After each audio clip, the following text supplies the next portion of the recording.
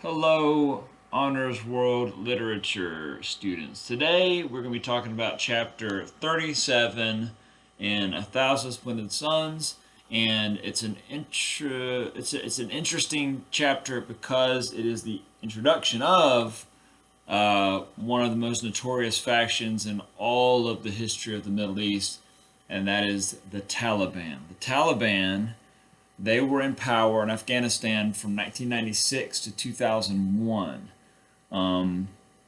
2001, they got themselves in trouble with the United States, and there was a conflict. A lot of that did stem from 9/11. And so our country, the United States, we have our own history with the Taliban. But before the Taliban, 1990, I'm sorry, before 2001, they were founded in 1996. Actually, they really kind of were around a couple of years before that. The Taliban are an interesting group because they are born from revolution, meaning during the Soviet regime, all of those Afghanistan people that fled into the surrounding countries, mostly Pakistan, they were all refugees. And now these are their kids, basically. They were born during the 70s and 80s. These are their kids that were basically children of refugees. And they were taught in the Sharia law. And Sharia law by the mullahs that were out there with them. And so they're basically born from hatred for what happened to Afghanistan. Okay? And so that's important to understand because basically what happened was they all got together, got some weapons, and they started killing those warlords and the mujahideen and all these little war parties that were breaking out this civil war that's been going on for the last 4 or 5 years in Afghanistan. The Taliban had had enough of it, and they started marching back towards Kabul in Afghanistan. And so what we have here in chapter 37 is the introduction to the Taliban. Now, look, I'll say this. Upon first learning of some of those things about the Taliban, okay, I'm not trying to get myself in trouble here. Hopefully YouTube doesn't. I'm just, again, anyone in government agency that's out there, I'm just teaching this book here. But at first, the Taliban appears to have good reason for what they are doing. Okay? They even have their leader, Amir ul Mu'minin, was called the leader of the faithful. They consider themselves the real Afghanistan. This is the true Muslim. Our religion was persecuted for over a decade, and now we are born from having to flee Soviet-controlled Afghanistan, and now we're back, and we're here to take our country back. And this all makes sense. That all makes sense. It's the corruption, the greed, and then, of course, the gender inequity of the Taliban that we have the biggest problem with. And we see that here. Rashid, okay, being the male masochist, sadistic, sexist that he is fine with this. Oh, wait. Boys and males and young men can go out into the streets freely and they can do what they want freely, but women have to, women actually are not allowed without their husbands. This is what Rashid had been talking about chapters ago. This is what Rashid had been talking about decades ago, about how he was raised, and he even kind of gets into that a little bit towards the end. He doesn't specifically talk about it, but he kind of says, hey man, this is how the Muslim faithful out in the country, that's how they do it. You guys don't know what you're in for. And for Rashid, that's fine because he doesn't respect either of his wives or his daughter anyway. If you're Mariam or if you're Layla or if you're Aziza, this is actually bad news because you were seen as less than human. The communist Najibullah, who's executed here in this chapter, if you're wondering where he's been for the last 4 years, he actually, Najibullah, real life character, real life person, he was tried to flee Afghanistan after the Soviet Union fell. He was granted clemency, I think that's the word, but basically was able to have shelter in the United Nations building there in Kabul. So he lived in the embassy of the United Nations and was basically able to exist there in his own little pocket.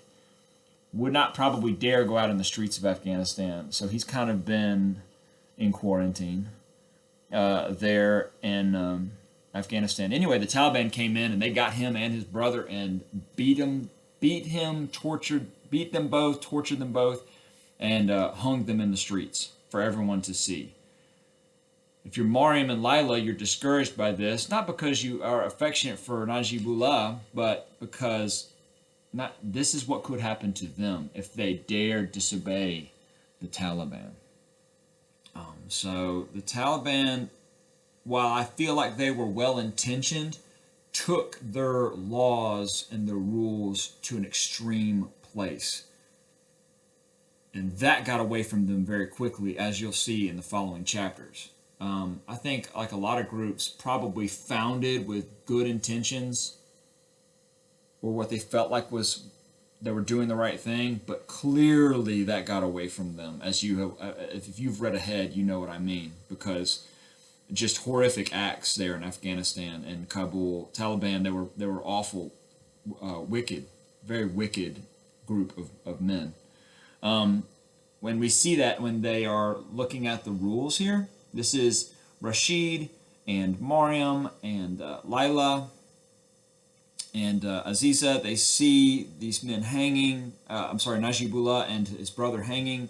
And now here the next day we have the Kabul trucks, the Taliban trucks running through Kabul, explaining the rules. And I'll just hit a few of these, but man, check out really good pages to dog ear, to bookmark, are 277 and 278.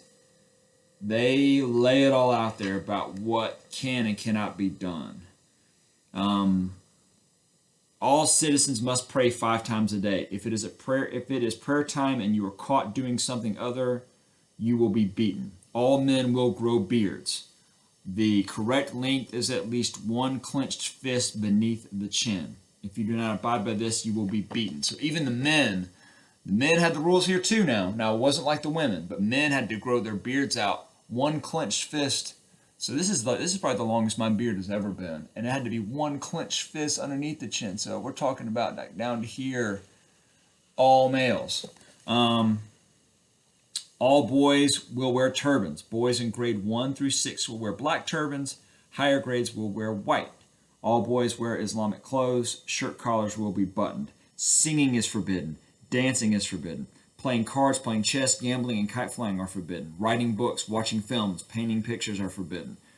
If you keep parakeets, you will be beaten. Your birds will be killed. If you steal, your hand will be cut off at the wrist. If you steal again, your foot will be cut off. So it's basically, you can't wear any jewelry, any makeup. This is for everyone. You have to grow a beard. No listening to music. No watching movies. No watching shows or television. If you're going to read, it has to be holy texts. There is no singing. There's no playing cards. There's no playing chess. There's no playing checkers. Think about how horrible that is. You are living in, they've created a police state where you can't do anything without being afraid that you're doing something wrong. If you're walking down the wrong side of the street, maybe you're going to be beaten, for example. I mean, it's just, it's this total lockdown of anything. You will not laugh in public is one of, you will not laugh in public. Think about that. If you're laughing in public, you will be beaten. Can't paint your nails. Girls are forbidden from attending school. All school for girls will be closed immediately. Zero education. Not just Taliban schools, okay, but no education for women. So they take those old rules that we started out with at the beginning of the book and then enforce them to the extreme level. So Rashid is fine with it, and all he does is laugh, because a lot of that doesn't even really apply to him. All Rashid's got to do is grow his beard out. Other than that, Rashid doesn't really have to do much else. And you know, Lila is more upset than Mariam. Mariam is kind of used to it, because the rules that Rashid laid out in his own home are not that different. The way he's been treating his wives over the last couple of decades aren't that different. Or is not that different from how he's been treating them. So anyway, that's chapter 37. It's a good introduction to the Taliban. It also kind of sets up where we are headed next. Where we are headed next in our class is chapters 37, 38, 39, 40, I think. I think that's what I posted today. I'm pretty sure. 37 through 40, and then we're going to post another little mini section. We've been doing that, and I feel like it's been working well for us. We'll do a little mini section of questions tomorrow, 41 and 42. That keeps us at roughly, I think, 8 chapters a week, give or take. I think some other classes are doing 10. A lot of you guys are reading ahead, but just as far as your questions go, so that way we're not overwhelmed. Continue to get your work in. You guys have done a good job with this. I'll tell you, I'm trying not to embarrass her, but I've been really enjoying what Hannah Fisher has been adding. I like it when you guys throw your opinion in to some of those questions. Some of you guys, you got like you make me laugh, because I understand how much you guys hate what is happening in this book during certain times. Yet it's such a good book at the same time. So anyway, continue to get that work in. Let me know if you have any questions. I'll be back with you guys tomorrow. We'll go over at least chapter 38 tomorrow. So we kind of stay on track and maybe doing 38 and 39. Yeah, 38 and 39 maybe, and then 40 and 41, and then that'll put us, we could talk about 42 on Monday, and that'll match up with kind of how we did this week. So every day plan on going over at least 1 to 2 chapters. Hopefully these videos are helping you. I know about, I don't know, roughly 10 to 12 of you are watching these videos, based off the views, and that's probably about right. So thanks for tuning in. Thanks for watching, and I hope you guys have a good day. I'll see you tomorrow. Peace. Peace in the Middle East.